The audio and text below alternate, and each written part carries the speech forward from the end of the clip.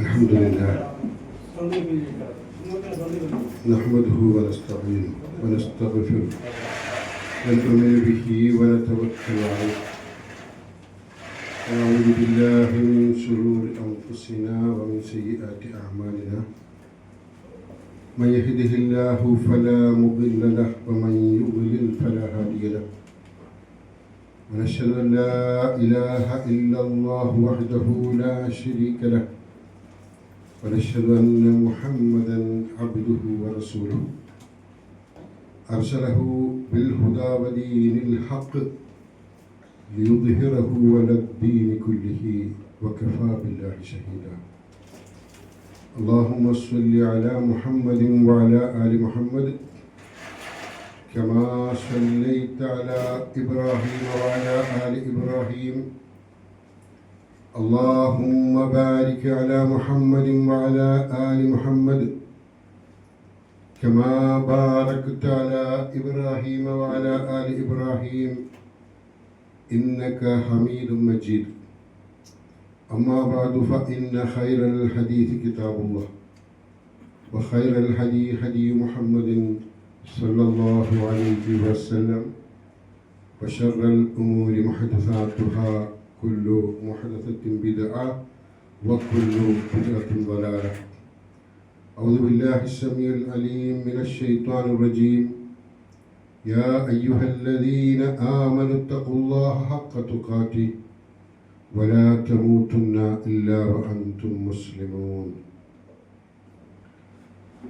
പ്രിയങ്കരായ സഹോദരന്മാരെ, ആദരണീയരായ സഹോദരിമാരെ, അള്ളാഹുവിൻ്റെ നിയമ നിർദ്ദേശങ്ങൾക്കനുസരിച്ച് നമ്മുടെ വളരെ ദുർബലവും പരിമിതവുമായ ജീവിതം ചിട്ടപ്പെടുത്താനുള്ളൊരു യജ്ഞത്തിൻ്റെ തീരുമാനത്തിൻ്റെ തുടർച്ചയുടെ ഭാഗമാണ് നമ്മൾ ഇന്നിവിടെ ഒത്തുകൂടാൻ പ്രേരിപ്പിച്ചത്. വിഷയം എന്ന രീതിയിൽ പ്രത്യേകിച്ച് ഒന്നും പറയാൻ ഉദ്ദേശിക്കുന്നില്ല. നമ്മുടെ ജീവിതവുമായി ബന്ധപ്പെട്ട കുറച്ച് കാര്യങ്ങൾ പറയണം എന്നുദ്ദേശിക്കുകയാണ്. നമ്മളൊക്കെ ഇവിടെ ജീവിച്ചു പോവുകയാണ്. ഒരുപാട് പ്രതീക്ഷകളും ആഗ്രഹങ്ങളുമായി നമ്മളെല്ലാം ജീവിക്കുകയാണ്. വലിയ വലിയ ലക്ഷ്യങ്ങൾ, ആഗ്രഹങ്ങൾ നമുക്കുണ്ട്. അതിനുവേണ്ടിയുള്ള ഗൗരവതരമായ ആലോചനയിലൂടെ, ഗൗരവതരമായ തീരുമാനങ്ങളിലൂടെ തന്നെയാണ് നമ്മൾ മുന്നോട്ട് പോകുന്നത്. യാന്ത്രികമായിട്ടല്ല. ഒരു വീട് വേണമെങ്കിൽ, വിവാഹം കഴിച്ച് ദാമ്പത്യ ജീവിതം നയിക്കണമെങ്കിൽ, ജീവിക്കാൻ ആവശ്യമായ സൗകര്യങ്ങൾ ഒരുക്കണമെങ്കിൽ അതൊക്കെ യാന്ത്രികമായി അങ്ങ് വന്നുകൊള്ളും. ഞാൻ അങ്ങനെ ഇറങ്ങി നടന്നാൽ മതി എന്ന ഒരു ചിന്തക്കപ്പുറം അവയെക്കുറിച്ചൊക്കെ വലിയ ബോധ്യത്തോടെ തന്നെയാണ് നമ്മൾ കാര്യങ്ങൾ കൈയാളി വരുന്നത്. വീട് വെക്കുന്നതിനെ കുറിച്ചാവട്ടെ, കുടുംബജീവിതം നയിക്കുന്നതിനെ കുറിച്ചാവട്ടെ, വരുമാനം വർദ്ധിപ്പിക്കുന്നതിനെ കുറിച്ചാവട്ടെ, എല്ലാറ്റിനും നമുക്ക് വലിയൊരു പ്ലാൻ ഉണ്ട്. നമ്മളൊക്കെ സാധാരണ മനസ്സിലാക്കുന്ന കാര്യങ്ങൾ തന്നെയാണ്. അപ്പോൾ പ്ലാൻ കണ്ടെത്തി കാര്യങ്ങൾ കൈയാളുക എന്നുള്ളത് മനുഷ്യൻ്റെ സവിശേഷതയാണ്. ഈ ലോകത്ത് ഒരുപാട് ജീവിവർഗങ്ങളുണ്ട്, നമുക്കറിയാവുന്നതുപോലെ. അവർക്കൊന്നും വീടിൻ്റെയോ ജീവിക്കാനുള്ള സൗകര്യത്തിൻ്റെയോ അസൗകര്യത്തിൻ്റെയോ ഒന്നും പ്രശ്നമില്ല. അവർ അന്തിയുറങ്ങുന്നു, എഴുന്നേൽക്കുന്നു, ജീവിക്കുന്നു, അവരുടെ ആഗ്രഹങ്ങൾ നിറവേറ്റുന്നു, അവർ ഭക്ഷണം കഴിക്കുന്നു, ഒക്കെയുണ്ട്. അതങ്ങനെ നടന്നു പോകുന്ന വിഷയമാണ്. മനുഷ്യനെ സംബന്ധിച്ചിടത്തോളം അങ്ങനെ നടന്നാൽ പോരാ. അവന് ജീവിതത്തിൽ ഒട്ടേറെ ലക്ഷ്യങ്ങളുണ്ട്. ഒന്നല്ല, ഒട്ടേറെ ലക്ഷ്യങ്ങൾ. അതൊക്കെ കരഗതമാവണമെങ്കിൽ അവൻ കുറച്ച് കൂലങ്കഷമായി തന്നെ അന്വേഷിക്കേണ്ടതും അധ്വാനിക്കേണ്ടതുമാണ്. അപ്പോൾ മനുഷ്യൻ്റെ സവിശേഷത നിലക്ക് നമുക്കൊരാപത്ത് വന്നു കഴിയുമ്പോൾ, അല്ലെങ്കിൽ ഒരു ആപത്തിലേക്ക് നമ്മൾ എടുത്തു ചാടുന്ന സന്ദർഭത്തെ മുൻകൂട്ടി മനസ്സിലാക്കിയാൽ ഒരിക്കലും ആ ആപത്തിലേക്ക് നമ്മൾ എടുത്തു ചാടില്ല. തീ സ്പർശിച്ചാൽ പൊള്ളുമെന്ന് തിരിച്ചറിവുള്ള കുഞ്ഞുങ്ങൾ വരെ തീയിലേക്ക് കൈനീട്ടാൻ തയ്യാറാവുകയില്ല. അത് പൊള്ളും, വേദനിപ്പിക്കും എന്ന തിരിച്ചറിവ് അവനുണ്ട്. എന്നതുപോലെ നമ്മൾ ഏതെങ്കിലും ഒരു ആപത്തിലേക്ക്, ഒരു നഷ്ടത്തിലേക്ക്, ഒരു പ്രയാസത്തിലേക്ക്, ഒരു ദുരന്തത്തിലേക്ക് വഴുതിപ്പോകും, വീഴുമെന്ന തിരിച്ചറിവും മുൻകൂട്ടി ഉണ്ടായിരുന്നുവെങ്കിൽ നമ്മൾ അതിലേക്ക് എടുത്ത് ചാടുകയില്ല. കാരണം അത് നമ്മുടെ ജീവിതവുമായി ബന്ധപ്പെട്ട് കിടക്കുന്നതല്ല, അല്ലെങ്കിൽ ജീവിതത്തെ മുറിച്ച് കളയുന്ന കാര്യമാണ്. കഴിഞ്ഞ ദിവസം അഹമ്മദാബാദിൽ നടന്ന വിമാന അപകടം, ഫ്ലൈറ്റ് ടേക്ക് ഓഫ് ചെയ്ത് 1 മിനിറ്റിനകം അത് തകർന്നു. നമ്മളൊക്കെ കണ്ടതാണ്. ആ ടേക്ക് ഓഫിന് തൊട്ട് മുമ്പുള്ള 1 മിനിറ്റ് മുമ്പേ ഏതെങ്കിലും രീതിയിലുള്ള ഒരു സൂചന അവർക്ക് ലഭിച്ചിരുന്നുവെങ്കിൽ അവിടെ അത് സ്റ്റോപ്പ് ചെയ്യുമായിരുന്നു. എല്ലാം വിമാനവും യാത്രക്കാരും ഒക്കെ കത്തിച്ചാമ്പലായ ആ വലിയ ദുരന്തം നടക്കുന്നതിന് തൊട്ട് മുമ്പേ ഒരുപാട് സൗകര്യങ്ങളുണ്ട്. വിമാനം ഇത്ര ഉയരത്തിൽ പറക്കണമെന്നും ലക്ഷ്യത്തേക്ക് എത്താനുള്ള റൂട്ട് എന്താണെന്നും ഒക്കെയുള്ള വലിയ വലിയ പാഠങ്ങളും അറിവുകളും അനുഭവങ്ങളും സാങ്കേതിക വിദ്യകളും ഒക്കെയുള്ള ആ യാത്രയിൽ അതവർക്ക് മനസ്സിലാക്കാൻ കഴിഞ്ഞില്ല. അടുത്ത 1 മിനിറ്റിൽ, അടുത്ത 2 മിനിറ്റിൽ ഞങ്ങൾ കത്തിച്ചാമ്പലാകാൻ പോവുകയാണ് എന്നൊരു അറിവ് അവർക്ക് ലഭിച്ചില്ല. അതുകൊണ്ട് തന്നെ അവർ സന്തോഷപൂർവ്വം യാത്ര തുടർന്നു. ആ ദൗത്യം അങ്ങനെ നിർവഹിച്ചു. പക്ഷേ നമ്മളൊക്കെ കണ്ടു, അവരറിയുന്നില്ല. അവരറിയാത്തൊരു ലോകത്തേക്ക് പോയി, നമ്മളത് അറിഞ്ഞിരിക്കുകയാണ്. ഇപ്പൊ ദുരന്തങ്ങൾ ഇങ്ങനെ വന്നുകൊണ്ടേയിരിക്കുന്നുണ്ട് നമ്മുടെ ജീവിതത്തിൽ, ആപത്തുകൾ വന്നുകൊണ്ടേയിരിക്കുന്നുണ്ട് ജീവിതത്തിൽ. ഇവിടെയൊക്കെ ഒരു മനുഷ്യൻ എന്ന നിലക്കും ഒരു വിശ്വാസി എന്ന നിലക്കും നമ്മൾ നിർവഹിക്കേണ്ടുന്ന ദൗത്യം എന്താണ്? ഒരു മനുഷ്യൻ എന്ന നിലക്ക്, ഒരു വിശ്വാസി എന്ന നിലക്ക് നമുക്ക് നിർവഹിക്കാനുള്ള ഒട്ടേറെ ദൗത്യങ്ങളുണ്ട്, ഒട്ടേറെ ആലോചനകളുണ്ട്. പ്രിയപ്പെട്ടവരെ, നമുക്കറിയാവുന്ന ഒരു വലിയ ചരിത്രമാണ് ഫിർഔന്റേത്. ലോകജനത്തെ കാകമാനം പഠിപ്പിച്ചു കൊടുക്കാൻ വേണ്ടി വിശുദ്ധ ഖുർആനിലൂടെ, വേദഗ്രന്ഥങ്ങളിലൂടെ പഠിപ്പിക്കപ്പെട്ട ഒരു വ്യക്തിത്വമാണ് ഫിർഔൻ, ഫറവ ചക്രവർത്തി. അയാളുടെ ദുരന്തം, അയാൾ അന റബ്ബുക്കുമുൽ അഅ്ലാ എന്ന് പ്രഖ്യാപിച്ചുകൊണ്ട്, ഞാനാണ് അത്യുന്നതനായ ദൈവം എന്ന് പ്രഖ്യാപിച്ചുകൊണ്ട് അഹങ്കരിച്ച് ജീവിച്ച മനുഷ്യൻ. നൂറുകണക്കിന് ആയിരക്കണക്കിന് ആളുകളെ അടിമകളാക്കി, അവർക്ക് വയ്യാത്ത ഭാരങ്ങൾ അവരെ കൊണ്ട് ചുമപ്പിച്ച് ക്രൂരമായ രീതിയിൽ അവരെ അത്യുദ്ധാനം കൊണ്ട് പ്രയാസപ്പെടുത്തിയ മനുഷ്യൻ, ഒരുപാട് ദുരന്തങ്ങൾ വിതറിയ മനുഷ്യൻ, ആൺകുട്ടികളെ ആണുങ്ങളെ കൊന്നൊടുക്കിയ മനുഷ്യൻ, ക്രൂരൻ. ആ മനുഷ്യൻ അഹങ്കരിച്ചു. അവന് കഴിവുണ്ടായിരുന്നു, അവന് യുവത്വമുണ്ടായിരുന്നു, അവന് സമ്പാദ്യമുണ്ടായിരുന്നു, ആരോഗ്യമുണ്ടായിരുന്നു. അഹങ്കരിച്ചു, അഹങ്കരിച്ചു. പക്ഷേ അവസാന നിമിഷത്തിൽ തനിക്ക് തന്നെ എതിർക്കുന്ന മൂസായെയും അനുയായികളെയും ഒതുക്കാൻ കഴിയുമെന്ന പ്രതീക്ഷയിൽ അവർക്ക് പിന്നാലെ കടലിലേക്ക് എടുത്തു ചാടി. നമുക്കറിയാവുന്ന ചരിത്രം, മൂസായും അനുയായികളും കടലിൽ നിന്ന് രക്ഷപ്പെട്ടു. എന്നാൽ ഫിർഔൻ കടലിൽ മുങ്ങിച്ചാവാൻ പോകുന്ന സന്ദർഭം, ഫിർഔൻ കടലിൽ മുങ്ങിച്ചാവാൻ പോവുകയാണ്. വിശുദ്ധ ഖുർആൻ അക്കാര്യം സൂചിപ്പിക്കുകയാണ്.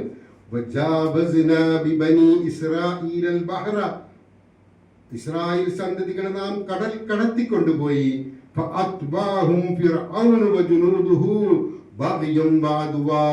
അപ്പോൾ ഫിർഔനും അവന്റെ സൈന്യങ്ങളും ധിക്കാരവും അതിക്രമവുമായി, അഹങ്കാരത്തോടെ അവർ കടലിലേക്ക് ഇറങ്ങുകയും ഇവരെയൊക്കെ പിടിച്ചു കളയാമെന്ന് വ്യാമോഹിക്കുകയും ചെയ്തു. ഖുർആൻ പറയുന്നത്, ഹത്താ ഇദാ അദ്റകഹുൽ ഗർഖ്, ഒടുവിൽ ആ കടൽ ഒന്നായി ചേർന്നപ്പോ ഫിർഔൻ മരിക്കാൻ പോവുകയാണ്, വെള്ളത്തിൽ മുങ്ങുകയാണ്.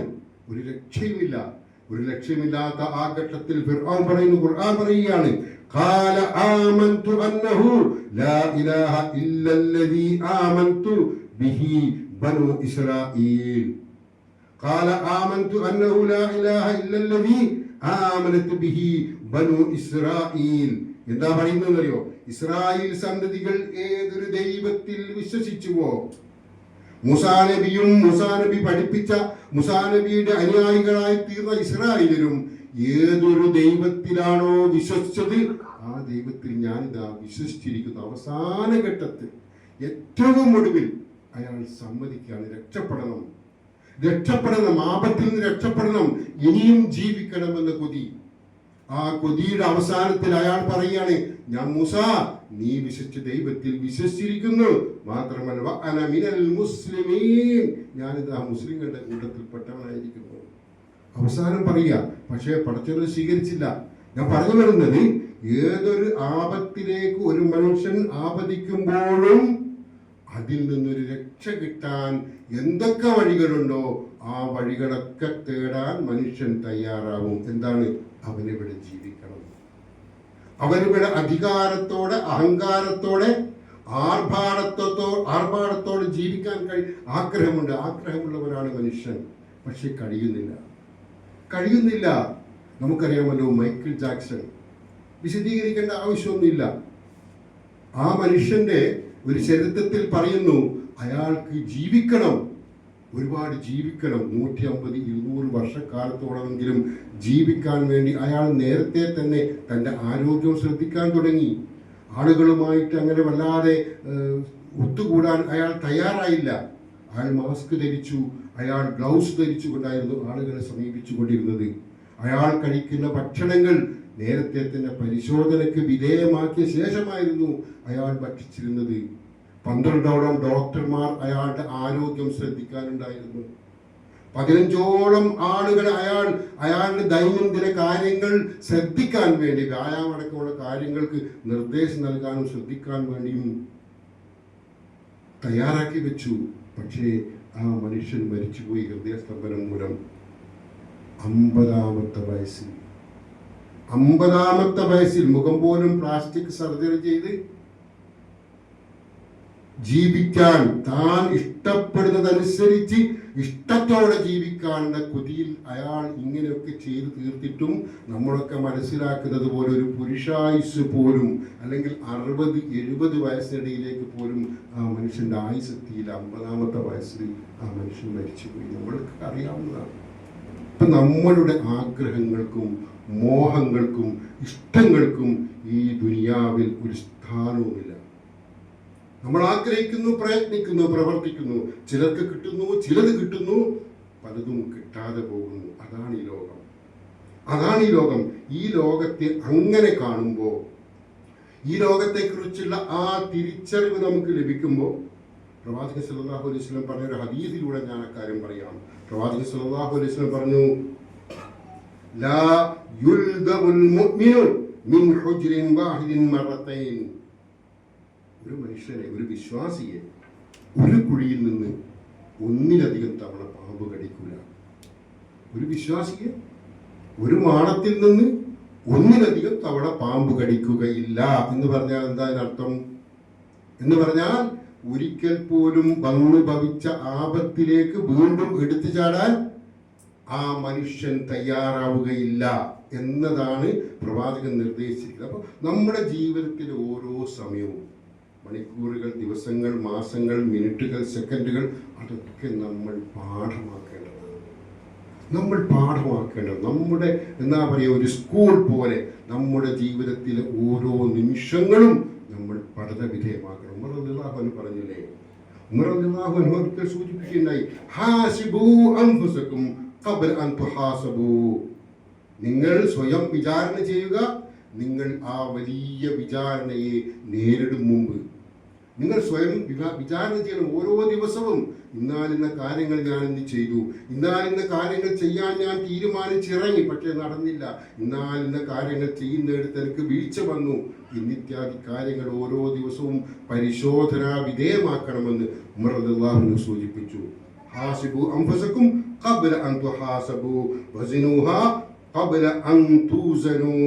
നിങ്ങൾ നിങ്ങളുടെ പ്രവർത്തികൾ തൂക്കി മതിക്കുക, അവ തൂക്കപ്പെടും മുമ്പ്. നമ്മുടെ പ്രവർത്തനങ്ങളെ കുറിച്ച് ഒരു വിചാരണ നമുക്ക് നേരിടാനുണ്ട് എന്ന തിരിച്ചറിവിലൂടെ നമ്മുടെ ജീവിതത്തിലെ ഓരോ സമയത്തെയും തൂക്കി നോക്കാനും അളന്നു നോക്കാനും പരിശോധനാ വിധേയമാക്കാനും തയ്യാറാകണമെന്ന ഉമർ റളിയല്ലാഹു അൻഹുവിന്റെ പാഠം ശുദ്ധ ഖുർആൻ തന്നെ സൂചിപ്പിക്കുകയാണ്. യാ അയ്യുഹല്ലദീന ആമനു തഖുല്ലാഹ വൽതൻദുർ നഫ്സു മാ ഖദ്ദമത് ലിഗദ്. വിശ്വാസികളെ, അല്ലാഹുവിനെ ഭയപ്പെടുവീൻ, നാളെക്കായി താൻ എന്താണ് ഒരുക്കി വെച്ചിരിക്കുന്നത് എന്നൊന്ന് ഒന്ന് പരിശോധിക്കുകയും. നാളെക്കായി നമ്മൾ പലതും ഒരുക്കി വെച്ചവരാണ്. നാളെ എന്ന നാളെ എന്ന ദിവസത്തിന് വേണ്ടി പലതും ഒരുക്കി വെച്ചിട്ടാണ് ഇന്ന് നമ്മളിവിടെ ഒത്തുകൂടിയിരിക്കുന്നത്. നാളത്തെ ഭക്ഷണവും നാളത്തെ യാത്രയും നാളത്തെ ജോലിയും സംബന്ധമായ കാര്യങ്ങളൊക്കെ ക്ലിയറാണ്. ഒരു ആശങ്കയുമില്ല, ഒരു അങ്കലാപ്പുമില്ല. നമുക്കങ്ങനെ അതുമായി പോകാം. ആ ഒരുക്കം നടത്തിയവരാണ് നമ്മൾ. വിശുദ്ധ ഖുർആൻ സൂചിപ്പിക്കുന്നു, അള്ളാഹുവിനെ ഭയപ്പെടുക, നാളേക്കായി താൻ എന്താണ് ഒരുക്കി വെച്ചിരിക്കുന്നത് എന്ന് ഓരോ മനുഷ്യനും കാണട്ടെ. വീണ്ടും ആവർത്തിക്കണം, പടച്ചോനെ ഭയപ്പെടണേ കേട്ടോ, പടച്ചോനങ്ങൾ സൂക്ഷിക്കണേ കേട്ടോ. ഇന്നല്ലാഹ ഖബീറും ബിമാ തഅമലൂൻ, നിങ്ങൾ പ്രവർത്തിക്കുന്നതെല്ലാം അള്ളാഹു അറിയുന്നുണ്ട്, അള്ളാഹു കാണുന്നുണ്ട്, അള്ളാഹു ശ്രദ്ധിക്കുന്നുണ്ട്, അള്ളാഹു അശ്രദ്ധനല്ല. അപ്പൊ നമ്മുടെ പ്രവൃത്തികൾ, നമ്മുടെ നിശ്വാസം പോലും, ഉച്ഛ്വാസ നിശ്വാസങ്ങൾ പോലും അറിയുന്നവനാണ് പടച്ചവൻ. ഒക്കെ രേഖപ്പെടുത്തപ്പെടുന്നുണ്ട്. നമ്മുടെ ജീവിതം, നമ്മൾ മരിച്ചു പോയാലും ഇവിടെ റിക്കാർഡാണ്. ഇവിടെ എൻ്റെ പ്രഭാഷണം റെക്കോർഡ് ചെയ്യപ്പെടുന്നുണ്ട്. ഞാൻ മരിച്ചു കഴിഞ്ഞാലും ചിലപ്പോൾ അത് സോഷ്യൽ മീഡിയയിലൂടെ കാണാൻ കഴിയും. അതങ്ങനെ അല്ലാതെയും നമ്മുടെ എല്ലാം റെക്കോർഡ് ചെയ്യപ്പെടുന്നുണ്ട് എന്ന് ഇസ്ലാം നമ്മോട് ഉണർത്തിയിരിക്കാൻ. എങ്കിൽ നമ്മൾ ഈ ജീവിതത്തിൽ പഠിക്കേണ്ട പാഠങ്ങൾ എന്തൊക്കെയാണ്?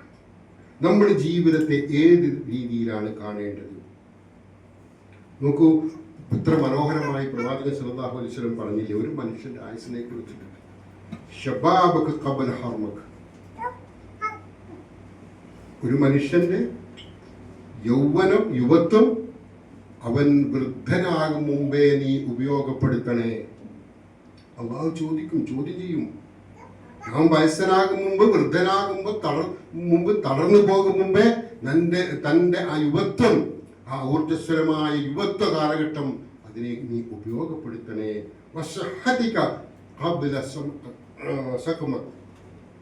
നിന്റെ ആരോഗ്യം നീ ശ്രദ്ധിക്കുക, സൂക്ഷിക്കുക, കൈയാളുക, ഏറ്റവും നല്ല രീതിയിൽ ഉപയോഗപ്പെടുത്തുക. നീ രോഗിയാകും മുമ്പേ നിന്റെ ആരോഗ്യത്തെ ഏറ്റവും മനോഹരമായ രീതിയിൽ നീ കൈയാളുക. നിന്റെ സമ്പത്ത് നീ ഉപയോഗപ്പെടുത്തണം നല്ല രീതിയിൽ. നീ ദരിദ്രനാകുന്നതിന് മുമ്പ്, നീ തിരക്കേറുന്ന ഒരവസ്ഥയിലേക്ക് എത്തും മുമ്പ് നിന്റെ ഒഴിവ് സമയത്ത് നീ ക്രിയാത്മകമായി ഉപയോഗപ്പെടുത്തണം. നിന്റെ ജീവിതമാവട്ടെ നിന്റെ മരണത്തിന് മുമ്പ് നീ ഉപയോഗപ്പെടുത്തണം നല്ലതിനായി, ഏറ്റവും നല്ലതിനായി, ഏറ്റവും മെച്ചപ്പെട്ട കാര്യങ്ങൾക്ക് വേണ്ടി. നമ്മുടെ യുവത്വം, നമ്മുടെ ആരോഗ്യം, നമ്മുടെ സമ്പത്ത്, നമ്മുടെ ഒഴിവ് സമയം, നമ്മുടെ ജീവിതം തന്നെ ഏറ്റവും നല്ല നിലയിൽ ഉപയോഗപ്പെടുത്തണേ എന്നൊരു ആ പുരുഷായുസ് മുന്നിൽ കണ്ടുകൊണ്ട് പ്രവാചകൻ സല്ലല്ലാഹു അലൈഹി വസല്ലം നോക്കൂ. നമുക്കറിയാം, ഈ ഭൂമിയിൽ ജീവിക്കുന്ന മനുഷ്യന്മാർ, കോടാനുകോടി മനുഷ്യന്മാർ ജീവിക്കുകയാണ്. എന്നാൽ ഈ ജീവിക്കുന്ന മനുഷ്യന്മാരിൽ നന്നേ ചുരുങ്ങിയത് ഒരു 10-30% ജനങ്ങൾ, ഒരു ഏതെങ്കിലും രേഖയുടെ അടിസ്ഥാനത്തിൽ സംസാരിക്കുന്നതല്ല ഞാൻ, 10-30% ജനങ്ങൾ ജീവിതത്തിലെ ഒരു സുഖവും അനുഭവിക്കാത്തവരാണ്. സന്തോഷം എന്നത് വളരെ വിദൂരത്തിൽ മാത്രമായി പോയ ആളുകളാണ്.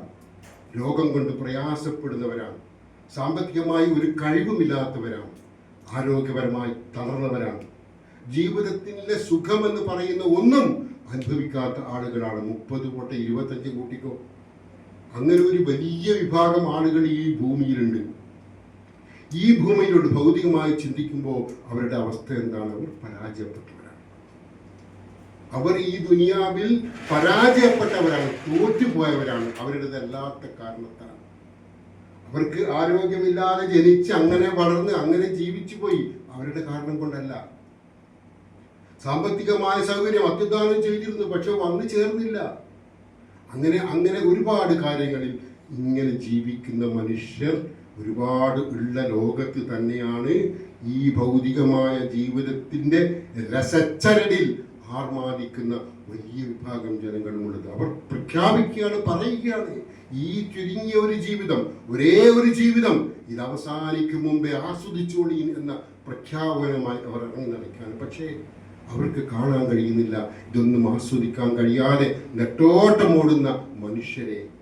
ഇപ്പൊ 2 രീതിയിലുള്ള മനുഷ്യരിവിടെയുണ്ട്. അപ്പോൾ ഭൗതികമായി നമ്മൾ ചിന്തിക്കുമ്പോൾ സുഖിച്ചു കഴിയുന്ന ആളുകളാണ് വിജയികൾ. ഇവിടെ ആസ്വദിച്ച് കഴിയുന്നവരാണ് വിജയികൾ.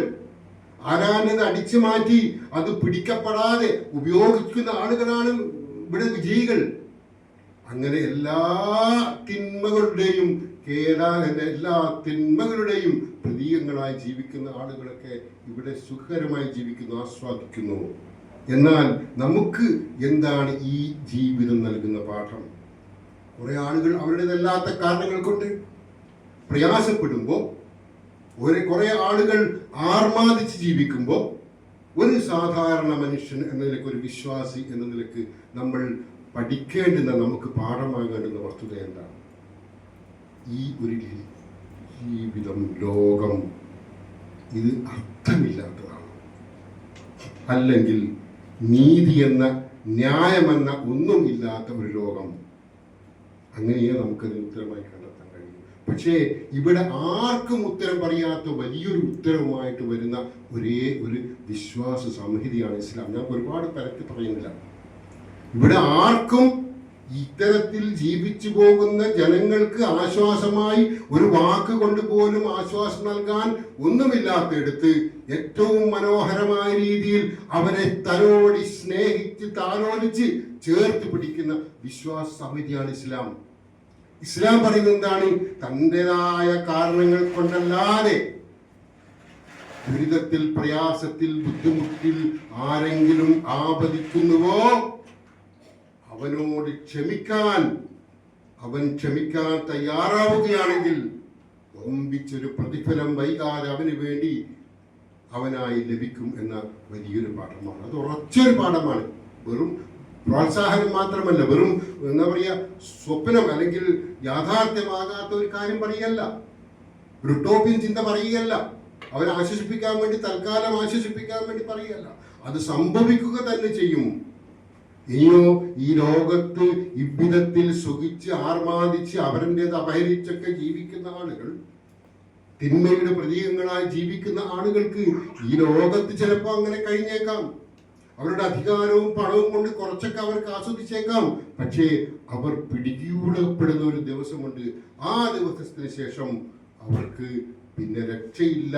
ആസ്വാദനത്തിന്റെ ഒരു ഘട്ടം പോലും വരില്ല എന്നൊരു പാഠം ഇത് ഇസ്ലാം മുന്നോട്ട് വെക്കുകയാണ്.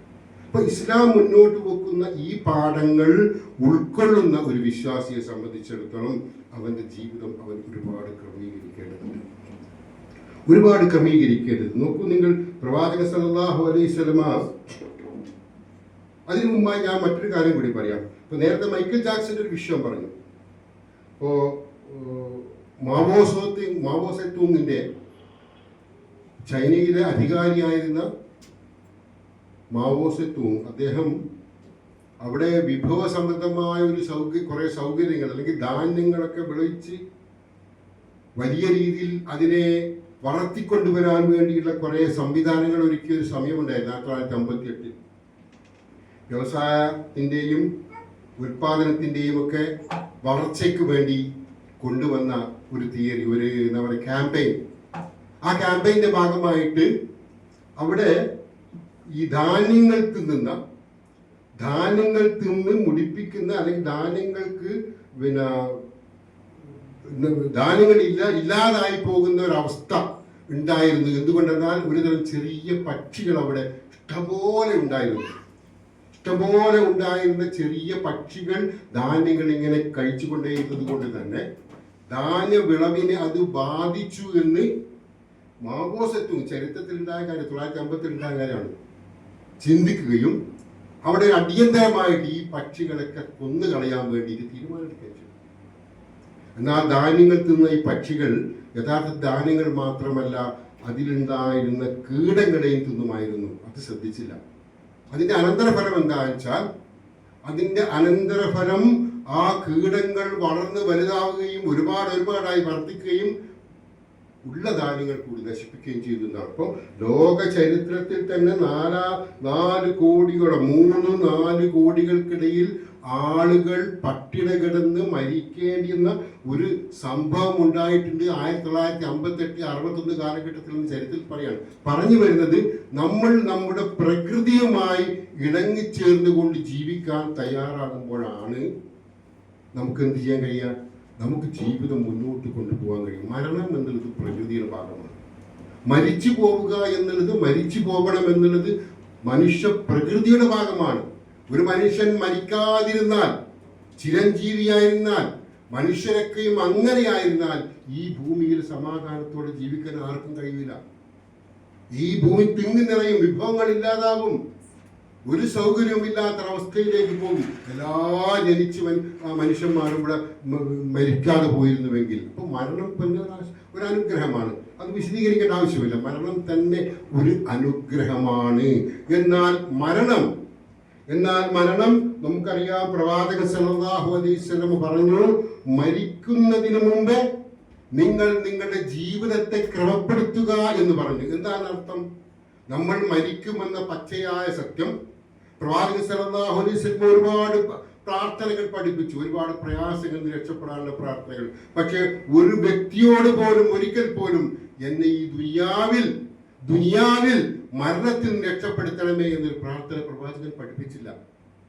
കാരണം അത് ഈ ലോകത്ത് സംഭവിക്കേണ്ടതുണ്ട്. നീതിയുടെയും ന്യായത്തിന്റെയും വശത്തിനപ്പുറം ആളുകളുടെ അധികാരങ്ങൾ കൊണ്ട് കയ്യാളപ്പെടുന്ന ഈ ലോകത്ത് മരണം അനിവാര്യമായ ഒരു ഘട്ടമായി അവനിലേക്ക് വന്നെത്തേണ്ടതുണ്ട് എന്നത് ഇസ്ലാമിൻ്റെതല്ല, പടച്ചവന്റെ തീരുമാനമാണ്. അത് പ്രകൃതിയുടെ ഭാഗമാണ്. ആ മരണം അനുഗ്രഹമായി തീരുന്ന ഒരുപാട് ആളുകൾ നമുക്കിടയിൽ പോലുമുണ്ട്.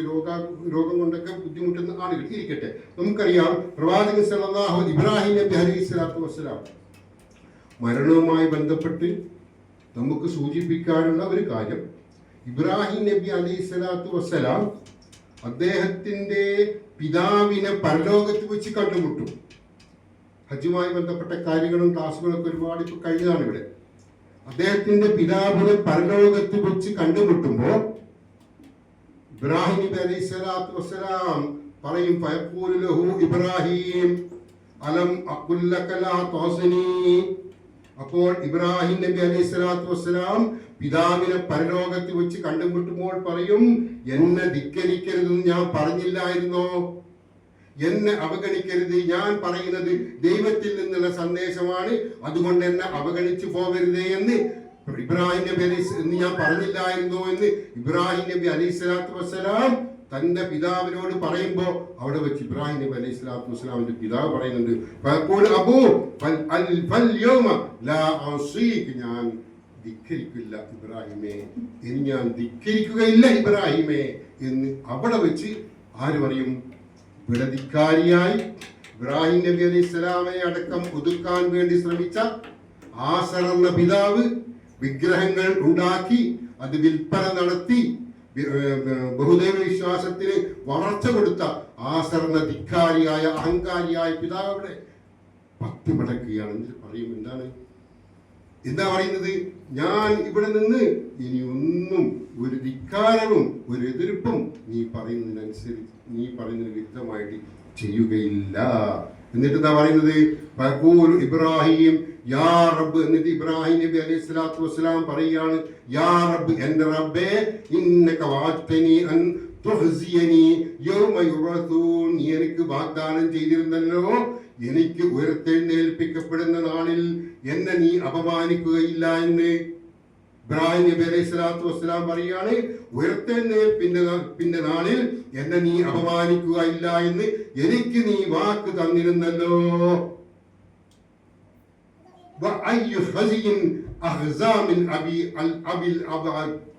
അതുകൊണ്ട് എന്റെ പിതാവിതാ ഇവിടെ കുടുങ്ങിക്കിടക്കുകയാണ്, നിസ്സഹായനായി പോയിരിക്കുകയാണ്.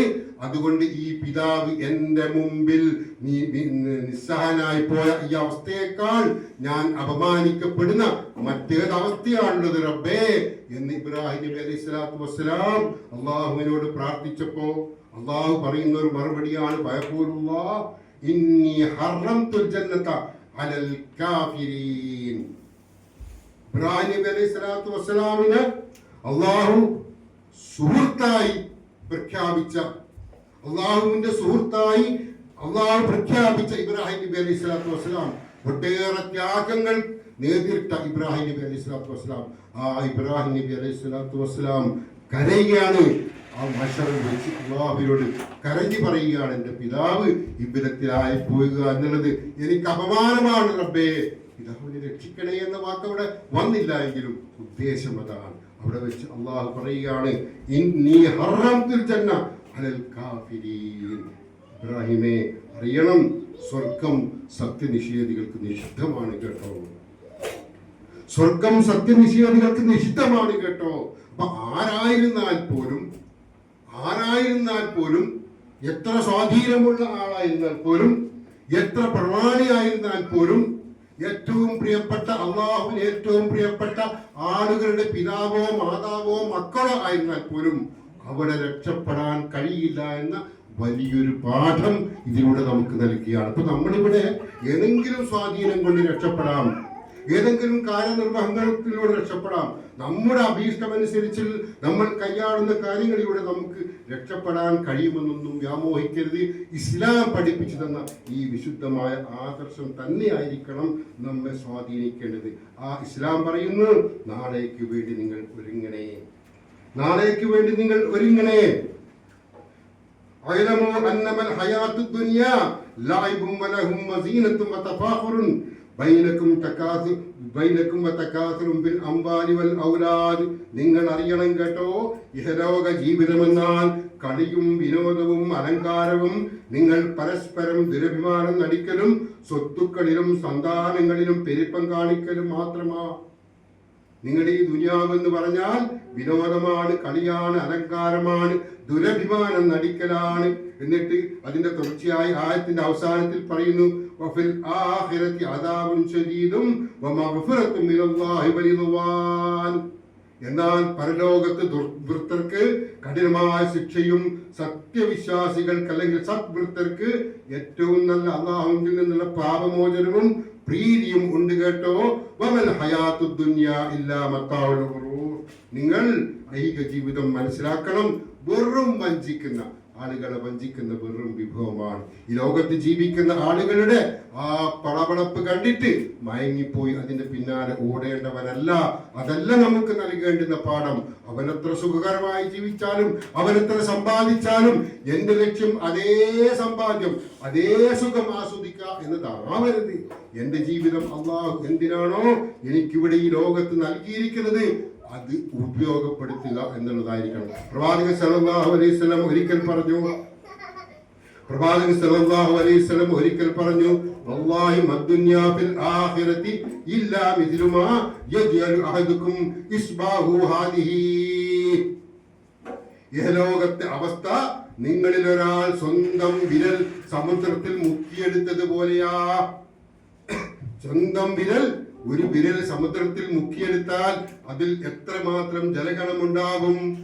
അതേപോലെയാണ് ഇഹലോകവും പരലോകവും എന്ന് പ്രവാചകൻ സല്ലല്ലാഹു അലൈഹി വസല്ലം വിരൽ ചൂണ്ടി കാണിച്ചു കൊടുത്തുകൊണ്ട് പറഞ്ഞു.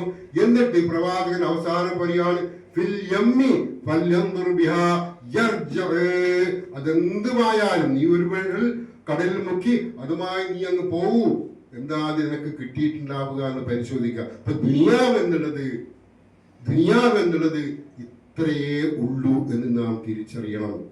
ഈ ദുനിയാവിന് വേണ്ടി പെടാപ്പാട് പെടണ്ട എന്നൊന്നും പറഞ്ഞിട്ടില്ല, അത്യുദാനം ചെയ്യണ്ട എന്നൊന്നും പറഞ്ഞിട്ടില്ല. പക്ഷെ അതൊക്കെ ചെയ്യുമ്പോഴും നീതിയുടെയും ന്യായത്തിന്റെയും സത്യത്തിന്റെയും പടച്ചവന്റെ തൃപ്തിയുടെയും ഭാഗത്തൂടെയായിരിക്കണം നമ്മൾ സഞ്ചരിക്കേണ്ടത്. ഒരു നഫ്സിൻ ദാഇഖത്തുൽ മൗത്ത് വഇന്നമാ തുവഫൂന ഉജൂറക്കും യൗമൽ ഖിയാമ ഫമൻ സുഹ്സിയ അനിൻ നാരി വഉദ്ഖിലൽ ജന്നത ഫഖദ് ഫാസ്. ഏതൊരു ദേഹവും മരണം ആസ്വദിക്കുന്നതാണ്.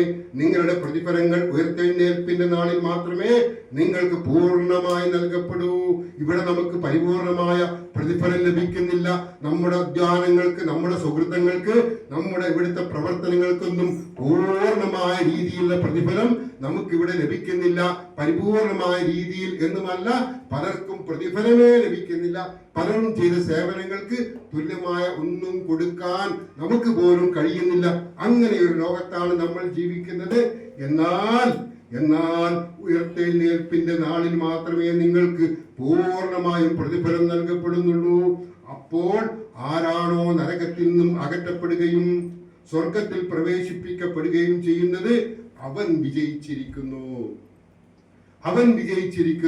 ആരാണോ നരകത്തിൽ നിന്ന് രക്ഷപ്പെടുകയും സ്വർഗത്തിൽ പ്രവേശിക്കപ്പെടുകയും ചെയ്യുന്നത് അവൻ വിജയിച്ചിരിക്കുന്നു. അതുകൊണ്ട് ഈ ഐഹിക ജീവിതം കബളിപ്പിക്കുന്ന ഒരു ചരക്ക് മാത്രമാണ്. നമ്മളെ വഞ്ചിപ്പിക്കുന്ന ഒരു ചരക്ക് മാത്രമാണ്. വഞ്ചനയിൽപ്പെട്ട് അങ്ങനെ പോവുകയാണ് യുവത്വം. വഞ്ചനയിൽപ്പെട്ടു പോവുകയാണ് യുവതിയുവാക്കളിന്ന്. യുവത്വത്തെ കുറിച്ച് പ്രവാചകൻ പഠിപ്പിച്ച ഒരുപാട് കാര്യങ്ങളുണ്ട്. യുവത്വം എவ்விധത്തിൽ കയ്യാടി, ഏറ്റവും നല്ല രീതിയിൽ കയ്യാടിയാൽ അർശിന്റെ തണൽ ലഭിക്കുന്നവനായിരിക്കും അവനെന്ന് പ്രവാചകൻ സല്ലല്ലാഹു അലൈഹി വസല്ലം ഉണർത്തിയിട്ടുണ്ട്. ഇന്നത്തെ യുവത്വം എന്ന് പറഞ്ഞാൽ ആഭാസങ്ങളും ആർമാദങ്ങളും ഒക്കെയായി ജീവിച്ചു പോവുകയാണ്. അവർക്ക് ലക്ഷ്യബോധമില്ല. അവർ കോളേജ് ക്യാമ്പസ് ജീവിതമാവട്ടെ, തുടർ ജീവിതമാവട്ടെ, എന്തായിരുന്നാൽ പോലും ലക്ഷ്യബോധമില്ലാതെ തളർന്നു പോവുകയാണ് അവർ. യഥാർത്ഥത്തിൽ ഈ കാര്യങ്ങളെക്കുറിച്ച് നമുക്ക് ബോധമുണ്ടാവണം. വിശുദ്ധ തൗഹീദ് ഉൾക്കൊണ്ടുകൊണ്ടുള്ള ജീവിതത്തെക്കുറിച്ചായിരിക്കണം നമുക്ക് ബോധമുണ്ടാവേണ്ടത് എന്നുകൂടി പറഞ്ഞ് അവസാനിപ്പിക്കാം. തൗഹീദ് മറന്നുകൊണ്ടുള്ള ഒരു പ്രവർത്തനവും അള്ളാഹു സ്വീകരിക്കുകയില്ല. തൗഹീദ് എന്നാൽ അള്ളാഹുവിന്റെ ഏകത്വം, അത് മനസ്സിലാക്കി അവരെ മാത്രം ആരാധിച്ച് എല്ലാ തൃപ്തിയും എല്ലാ പ്രതീക്ഷയും അള്ളാഹുവിന്റെ തൃപ്തി മാത്രം ഉണ്ടാക്കി എല്ലാ പ്രതീക്ഷയും അവനിൽ അർപ്പിച്ചുകൊണ്ടുള്ള ജീവിതമാണ്. ആ തൗഹീദിന് കോട്ടം തട്ടുന്ന രീതിയിൽ ഒരാൾ ജീവിക്കാൻ ശ്രമിച്ചാൽ അവൻ ദുനിയാവിൽ ചിലപ്പോൾ സ്ഥാനമാനങ്ങൾ കിട്ടും, ദുനിയാവിൽ ചിലപ്പോൾ അധികാരങ്ങൾ കിട്ടും, ദുനിയാവിൽ ചിലപ്പോ ജനപിന്തുണ കിട്ടും, നല്ലവൻ, എല്ലാവർക്കും പ്രിയപ്പെട്ടവൻ, പ്രശ്നമുണ്ടാക്കാത്ത, ഭിന്നത ഉണ്ടാക്കാത്ത നല്ലൊരു മാന്യം എന്നൊക്കെ സർട്ടിഫിക്കറ്റ് ഒക്കെ കിട്ടും. പക്ഷേ ഈ ആദർശം ഉൾക്കൊണ്ട് ജീവിക്കേണ്ടി വരുമ്പോൾ ആളുകളുടെ സർട്ടിഫിക്കറ്റിനപ്പുറം പടച്ചവന്റെ സർട്ടിഫിക്കറ്റ് നാം ലക്ഷ്യമാക്കണം. അങ്ങനെ തൗഹീദ് ഉൾക്കൊണ്ട് ജീവിക്കാനൊരു പ്രേരണ നമുക്കുണ്ടാവണമെന്ന് നാം പ്രത്യേകം ഓർമ്മിക്കുകയാണ്. പ്രവാചകൻ സല്ലല്ലാഹു അലൈഹി വസല്ലമയോട് ഒരു സഹാബി വന്ന് ചോദിച്ചു, പ്രവാചകരെ, യാ റസൂലുള്ളാഹ് അല്ലിംനി വഔജിസ്, എനിക്കൊരു കുറച്ച് കാര്യങ്ങൾ, ഒരുപാട് വിശദീകരിക്കാൻ കുറച്ച് കാര്യങ്ങൾ ഒന്ന് പറഞ്ഞു തരണേ, ചെറിയ തോതിൽ ഒരു കാര്യം, ഏറ്റവും നല്ലൊരു കാര്യം പറഞ്ഞു തരണേ. പ്രവാചകൻ സല്ലല്ലാഹു അലൈഹി വസല്ലം പറഞ്ഞു, ഇദാ ഖുംത ഫീ സ്വലാതിക ഫസ്വല്ലി സ്വലാത മുബദ്ദിഇൻ, നീ നമസ്കാരം നിർവഹിക്കണം. ആ നമസ്കാരം നിന്റെ അവസാന നമസ്കാരമാണെന്ന ബോധത്തോടെ നിർവഹിക്കണം. നമസ്കാരം നിർവഹിച്ചതുകൊണ്ട് മാത്രം കാര്യമില്ല. നമ്മൾ 5 നേരം പള്ളിയിൽ പോയി നമസ്കരിച്ചതുകൊണ്ട് മാത്രം കാര്യമില്ല. ഇതൊക്കെ പോയില്ലെങ്കിൽ നമസ്കാരത്തിൽ അടികാളുകൾ ഉണ്ടാവാം, നമസ്കരിക്കുന്നവരാണെന്ന് കാണുന്ന ആളുകൾ ഉണ്ടാവാം.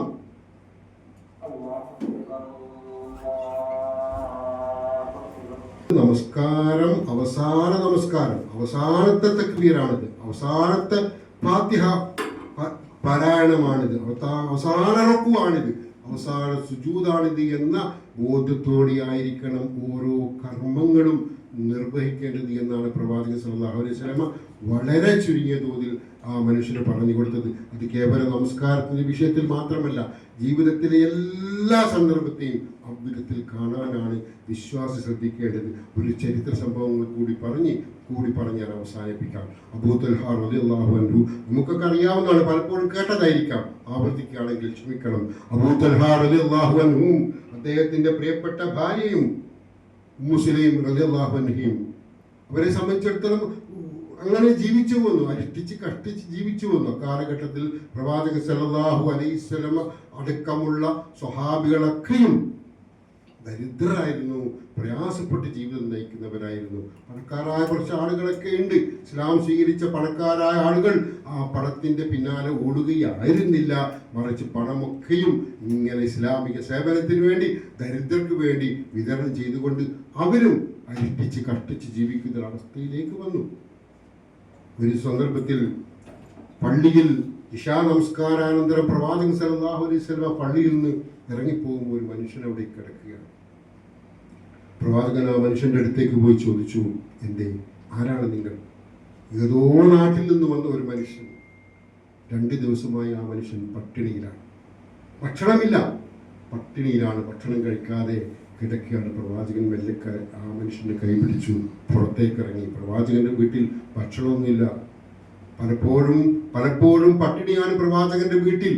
എപ്പോഴെങ്കിലും ഒരു ഈത്തപ്പഴമോ ഒരു പാൽക്കട്ടിയോ ബാർലിയോ കഴിക്കുന്ന ഒരു അവസ്ഥയാണ് പ്രവാചകനും ഉണ്ടായിരുന്നത്. പ്രവാചകൻ പുറത്തിറങ്ങി. ആരെയാണ് ആദ്യം കാണുക? അവൻ വശം ഈ മനുഷ്യനെ ഏൽപ്പിക്കാം, ഇവരൊരു നേരത്തെ ഭക്ഷണമെങ്കിലും നൽകാൻ വേണ്ടി എന്ന് പ്രവാചകൻ നിശ്ചയിക്കുകയും പുറത്തിറങ്ങുകയും ചെയ്തപ്പോൾ അബൂ തൽഹ റളിയല്ലാഹു അൻഹു നടന്നു വരുന്നത് കാണുന്നത്. പ്രവാചകൻ സല്ലല്ലാഹു അലൈഹി വസല്ലം പറഞ്ഞു, അബൂ തൽഹ, ഞാൻ നിനക്കൊരു അതിഥിയെ തരികയാണ്. ഇയാൾ 2 ദിവസമായി പട്ടിണിയിലാണ്, എന്തെങ്കിലും നീ നൽകണം. ഒന്നും പറയാൻ അബൂ തൽഹക്ക് കഴിഞ്ഞില്ല. കാരണം പ്രവാചകനാണ് തരുന്നത്, പ്രവാചകനാണ് പറയുന്നത്. പ്രവാചകന്റെ അതിഥിയായി ആ മനുഷ്യൻ വീട്ടിലേക്ക് ഇയാളെയും ചേർത്ത് പിടിച്ചു പോയി. വീട്ടിൽ ഉമ്മു സുലൈം റളിയല്ലാഹു അൻഹ അബൂ തൽഹയെ കാത്തു നിൽക്കുകയാണ്. അബൂ തൽഹയെ കാത്തു നിൽക്കുന്ന ഉമ്മു സുലൈം റളിയല്ലാഹു അൻഹ കാണുന്നത് ഒരാളെയും ചേർത്ത് വെച്ചുകൊണ്ട് അബൂ തൽഹ റളിയല്ലാഹു അൻഹു വീട്ടിലേക്ക് വരികയാണ്. ഉമ്മു സുലൈം ഒന്ന് ഞെട്ടിപ്പോയി. കാരണം അവിടെ ഒരാൾക്കുള്ള ഭക്ഷണം മാത്രമേ ഉള്ളൂ. മക്കളുണ്ട്, ഭാര്യയുണ്ട്, അബൂ തൽഹയുണ്ട്. അപ്പോൾ എല്ലാവരും കൂടി എങ്ങനെ കഴിക്കും? മക്കൾ ഉറങ്ങുകയാണ്, അല്ലെങ്കിൽ മക്കൾക്ക് കൊടുത്ത് ഇവർക്ക് പട്ടിണി കിടക്കാം, അല്ലെങ്കിൽ ഭർത്താവിന് കൊടുത്ത് അധ്വാനിച്ച് വരുന്ന ഭർത്താവിന് കൊടുക്കുക, ഞങ്ങളൊക്കെ പട്ടിണി കിടക്കാം എന്നൊക്കെയുള്ള ആലോചനയാണ്. അപ്പോഴാണ് ഒരു അതിഥി കൂടി വരുന്നത്. അബൂ തൽഹ റളിയല്ലാഹു അൻഹു ഉമ്മു സുലൈം റളിയല്ലാഹു അൻഹയോട് പറഞ്ഞു, ഇത് പ്രവാചകൻ എന്നെ ഏൽപ്പിച്ച ഒരു അതിഥിയാണ്, ഇദ്ദേഹത്തെ നമുക്ക് സൽക്കരിച്ചേ മതിയാവൂ. ഉടനെ തന്നെ അബൂ തൽഹയും ഉമ്മു സുലൈം റളിയല്ലാഹു അൻഹയും കൂടി ആ ഭക്ഷണം, അവർക്കായി ഒരാളുടേതായി മാത്രം ബാക്കി വെച്ച ആ ഭക്ഷണം എടുത്ത് ഈ അതിഥിക്ക് മുമ്പിൽ, ഇശാ നമസ്കാര ശേഷമാണ് വരുന്നത്, ഇരുടാണ്, വീട്ടിലെ നേരത്തെ ഒരു വെളിച്ചം മാത്രമുണ്ടാകും.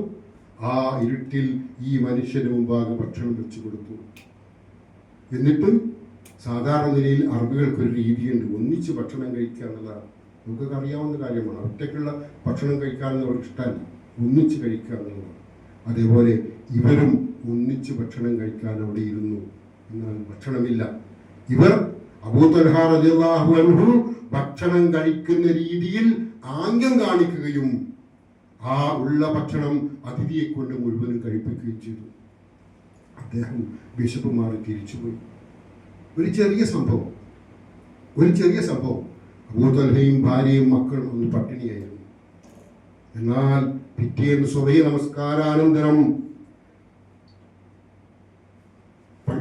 നമസ്കാരത്തിന് വേണ്ടി അബൂ തൽഹ റളിയല്ലാഹു അൻഹു പള്ളിയിലേക്ക് പോകുമ്പോൾ പ്രവാചകൻ സല്ലല്ലാഹു അലൈഹി വസല്ലം അന്വേഷിക്കുകയാണ്, എവിടെയാണ് അബൂ തൽഹ? അപ്പോഴാണ് അബൂ തൽഹ റളിയല്ലാഹു അൻഹു പള്ളിയിലേക്ക് കയറി വരുന്നത്. ഉടനെ പ്രവാചകൻ അബൂ തൽഹയെ ചേർത്ത് വെച്ചുകൊണ്ട് പറയുകയാണ്, അബൂ തൽഹ, ഇന്നലെ രാത്രി താങ്കളും ഭാര്യയും നിർവഹിച്ച ആ മഹാദൗത്യമുണ്ടല്ലോ, അത് ആകാശലോകത്തു നിന്ന് മലക്കുകൾ വീക്ഷിച്ചു കൊണ്ടിരുന്നു. നിങ്ങൾക്ക് വേണ്ടി മലക്കുകൾ പ്രാർത്ഥിച്ചു കൊണ്ടിരുന്നു. മാത്രമല്ല, അപ്പോൾ ഒരു വിശുദ്ധ ഖുർആൻ വചനം പോലും ഇറങ്ങി.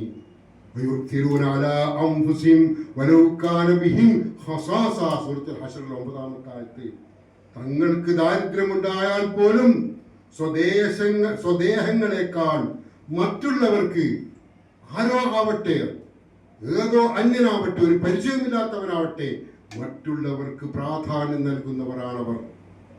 വിശക്തരായ വ്യക്തിത്വങ്ങളെ കുറിച്ച് ഖുർആൻ പ്രശംസിച്ചു. ഇവരുടെ പേരിൽ വിശുദ്ധ ഖുർആൻ ആയത്തിറങ്ങി. പ്രവാചകൻ അബൂ തൽഹയെ മാറോട് ചേർത്ത് പിടിച്ചു. അബൂ തൽഹയുടെ കണ്ണുനീർ ധാരധാരയായി ഒഴുകിപ്പോയി. എന്നെ അല്ലാഹു കണ്ടിരിക്കുന്നു, ശ്രദ്ധിച്ചിരിക്കുന്നു, മലക്കുകൾ എനിക്ക് വേണ്ടി പ്രാർത്ഥിച്ചിരിക്കുന്നു, പ്രവാചകൻ പോലും എന്നെ ചേർത്ത് വെച്ചിരിക്കുന്നു. എന്താ? ഒരൊറ്റ നേരത്തെ ഒരു ഭക്ഷണം പല ദിവസങ്ങളിൽ പട്ടിണിയാണ്. അന്നും പട്ടിണി കിടന്നു. അത് ഏതോ ഒരു മനുഷ്യന്, നാളെ കാണാൻ പോലും കഴിഞ്ഞുകൊള്ളണമെന്നില്ലാത്ത ഒരു മനുഷ്യന് നൽകി എന്ന ആ വിശുദ്ധമായ ദൗത്യമാണ് ഈ രീതിയിൽ മനസ്സ് നിറപ്പിച്ചത് എന്നുള്ളത് കൊണ്ട് തന്നെ പ്രിയപ്പെട്ടവരെ, അത് എവിടെ നിന്നുണ്ടായി എന്ന് നാം ചിന്തിക്കണം. ഇത്തരമൊരു ചിന്ത ആ മനുഷ്യൻ എവിടെ നിന്നുണ്ടായി? താൻ പട്ടിണി കിടന്നാൽ പോട്ടെ, സാരയില്ല, മക്കൾ പട്ടിണി കിടക്കരുതെന്ന് ആഗ്രഹിക്കുന്നവരാണ് നമ്മൾ. പക്ഷെ മക്കളെ പോലും പട്ടിണി കിടത്തി ഏതോ ഒരു അന്യന് ഭക്ഷണം നൽകി അവന്റെ വിശപ്പ് മാറ്റാൻ കാണിച്ച മഹാമനസ്കത എവിടെ നിന്നാണ് കിട്ടിയത്? ഇന്ന് പട്ടിണി കിടന്നാലും നാളെ പട്ടിണി കിടക്കാത്ത ഒരു ലോകത്തേക്കാണല്ലോ ഞാൻ പോകുന്നത് എന്ന തിരിച്ചറിവായിരുന്നു അത്. ഇസ്ലാം നൽകിയ തിരിച്ചറിവ്. അപ്പോൾ ഏതൊരു സന്ദർഭമാവട്ടെ, നമ്മുടെ ഭക്ഷണ സന്ദർഭമാവട്ടെ, നമ്മുടെ ജീവിതത്തിലെ മറ്റേത് ഘട്ടവുമാവട്ടെ, വലിയ പ്രയാസം ചിലപ്പോൾ ചില കാര്യങ്ങൾ നമ്മൾ ചെയ്താൽ ചെറുതല്ലാത്ത വലിയൊരു പ്രയാസം നമ്മൾ നേരിടേണ്ടി വരും. നമുക്കത് സഹിക്കാൻ കഴിയില്ല. പക്ഷേ പടച്ചവന്റെ തൃപ്തിലാക്കിയാണെങ്കിൽ നിങ്ങളെ നിർവഹിക്കുന്നെങ്കിൽ അബൂ തൽഹയ്ക്ക് വേണ്ടി മലക്കുകൾ കാത്തിരുന്ന് പ്രാർത്ഥിച്ചതുപോലെ പടച്ചവൻ നമ്മെ അബൂ തൽഹയെ സ്വീകരിച്ചതുപോലെ നമുക്ക് വേണ്ടിയും മലക്കുകൾ കാത്തിരുന്ന് പ്രാർത്ഥിക്കുകയും നമുക്ക് വേണ്ടിയും അള്ളാഹു നമ്മെ ചേർത്ത് പിടിക്കുകയും ചെയ്യും എന്ന് നാം മനസ്സിലാക്കുക. അള്ളാഹു നമ്മെ അനുഗ്രഹിക്കട്ടെ. ഇസ്ലാം എന്ന പാഠം തന്നെയാണ് ജീവിതം നമുക്ക് നൽകുന്ന പാഠം. അതിലൂടെ മാത്രം സഞ്ചരിച്ചു കൊണ്ടായിരിക്കണം നമുക്ക് മുന്നോട്ട് പോവേണ്ടത്. ആ യാത്ര മാത്രമേ നമ്മളെ രക്ഷപ്പെടുത്തുകയുള്ളൂ എന്ന തിരിച്ചറിവിലൂടെ മുന്നോട്ട് പോകാൻ അള്ളാഹു നമ്മെ സഹായിക്കുമാറാവട്ടെ. ഈ കൂടിച്ചേരലും ഇരുത്തവുമൊക്കെ ഒരു സ്വാലിഹായ അമലായി അള്ളാഹു സ്വീകരിക്കുമാറാവട്ടെ. കാരണവാനായ നാഥ, ഞങ്ങളിൽ വന്നുപോയ പാപങ്ങളൊക്കെ ഇന്ന് പുറത്തു തരണമേ റഹ്മാനെ. അറിഞ്ഞുമറിയാൻ ചെയ്തുപോയ പാപങ്ങൾ നീ പുറത്തു തരണമേ അല്ലാഹ്. ചെറുതും വലുതുമായ പാപങ്ങൾ, പ്രവൃത്തി പദത്തിലും വാക്കാലും ചിന്തയാലും വന്നുപോയ തെറ്റുകുറ്റങ്ങളൊക്കെ ഇന്ന് പുറത്തു തരണമേ റഹ്മാൻ. ലോകത്തിന്റെ കടുത്ത പരീക്ഷണങ്ങളെ തൊട്ട് നീ ഞങ്ങളെ കാത്തുരക്ഷിക്കണമേ അല്ലാഹ്. മാറാരോഗങ്ങൾ, കടങ്ങൾ, അപകടങ്ങൾ, ദുരന്തപൂർണമായ ദുരന്തത്തിൽപ്പെട്ടു പോകുന്നത് പോലുള്ള കാര്യങ്ങൾ, ഉപജീവന മാർഗം ഇല്ലാതായി പോകുന്നവ, ഇവയെ തൊട്ടൊക്കെ റബ്ബേ നീ ഞങ്ങളെ കാത്തുരക്ഷിക്കണമേ അല്ലാഹ്. ഞങ്ങളുടെ മാതാപിതാക്കൾ ഞങ്ങൾക്ക് വേണ്ടി ഒരുപാട് അധ്വാനിച്ചു, ഒരുപാട് പ്രയത്നിച്ചു. ഞങ്ങൾക്ക് നല്ല നിലയിൽ ജീവിച്ചു പോകാൻ വേണ്ടി ഞങ്ങളുടെ മാതാപിതാക്കൾ ഒരുപാട് അധ്വാനിച്ചു. റബ്ബേ, ആ മാതാപിതാക്കളിൽ പലരും ഇന്ന് അവശരാണ്, ക്ഷീണിതരാണ്, രോഗികളാണ്, പ്രയാസത്തിലാണ്. റഹ്മാനായ റബ്ബേ, അവർക്ക് നീ കാരുണ്യം വർഷിക്കണമേ നാഥ. അവരുടെ മനസ്സിനെ നീ വിശാലമാക്കി കൊടുത്ത് സമാധാനം നൽകണമേ അല്ലാഹ്. അവരുടെ രോഗങ്ങൾക്ക് നീ ശിഫയേകണമേ റഹ്മാനെ. ഞങ്ങളുടെ മാതാപിതാക്കളിൽ പലരും ബർസഖി ലോകത്ത് ജീവിക്കുകയാണ്, ഖബറിലാണ് റഹ്മാനെ. അവർക്ക് നീ സ്വർഗം നൽകണമേ അല്ലാഹ്. അവരുടെ ഖബർ ജീവിതം നീ വിശാലമാക്കി കൊടുക്കണമേ റഹ്മാനെ. ലോകത്തിന്റെ വിവിധ ഭാഗങ്ങളിൽ ഈ വിശ്വാസം ഉൾക്കൊണ്ട ആളുകൾ വലിയ വലിയ പരീക്ഷണങ്ങൾക്ക് വിധേയരായിക്കൊണ്ടിരിക്കുകയാണ്. ഫലസ്തീൻ, ഗസ, ഇറാൻ നമ്മൾ കണ്ടുകൊണ്ടിരിക്കുകയാണ്. ഓരോ ദിവസവും പുതിയ പുതിയ വാർത്തകൾ. സത്യവിശ്വാസികൾ വലിയ പരീക്ഷണത്തിലാണ് റഹ്മാനെ. അവർക്ക് നീ തുണയേകണമേ റഹ്മാനെ. അവർക്ക് നീ ആത്യന്തിക വിജയം പ്രദാനം ചെയ്യണമേ അല്ലാഹ്. അവർക്ക് നീ കരുത്തേകണമേ റഹ്മാനെ. ഏതൊരു സന്നിഗ്ധ ഘട്ടത്തിലും ഈമാനിൽ അടിയുറച്ച് വിശ്വസിക്കുന്നവരായി അവരെ നീ നിലനിർത്തണമേ റഹ്മാനെ. റബ്ബുൽ ആലമീനായ തമ്പുരാനെ, ഞങ്ങളുടെ പാപങ്ങളൊക്കെ പുറത്തു ഞങ്ങളെ നീ ശുദ്ധീകരിക്കണമേ അല്ലാഹ്. വലിയ വലിയ ലക്ഷ്യങ്ങളുമായി ഈ ലോകത്ത് ഈ പ്രവാസ ജീവിതം നയിക്കുന്ന ഞങ്ങൾക്ക് ഞങ്ങളുടെ ആഗ്രഹങ്ങൾ, സ്വാലിഹായ ആഗ്രഹങ്ങളൊക്കെ നിറവേറ്റി സന്തോഷത്തോടെ ജീവിക്കാൻ, കുടുംബത്തോടൊപ്പം ജീവിക്കാനുള്ള തൗഫീഖ് നീ ഞങ്ങൾക്ക് പ്രദാനം ചെയ്യണമേ അല്ലാഹ്. اللهم اغفر للمؤمنين والمؤمنات والمسلمين والمسلمات الأحياء منهم والأموات إنك مجيب الدعوات ويا قاضي الحاجات. ربنا لا تزغ قلوبنا بعد إذ هديتنا وهب لنا من لدنك رحمة إنك أنت الوهاب. اللهم أجرنا من النار، اللهم أجرنا من النار، اللهم أجرنا من النار. ربنا آتنا في الدنيا حسنة وفي الآخرة حسنة وقنا عذاب النار. آمين آمين برحمتك يا أرحم الراحمين. السلام عليكم ورحمة الله.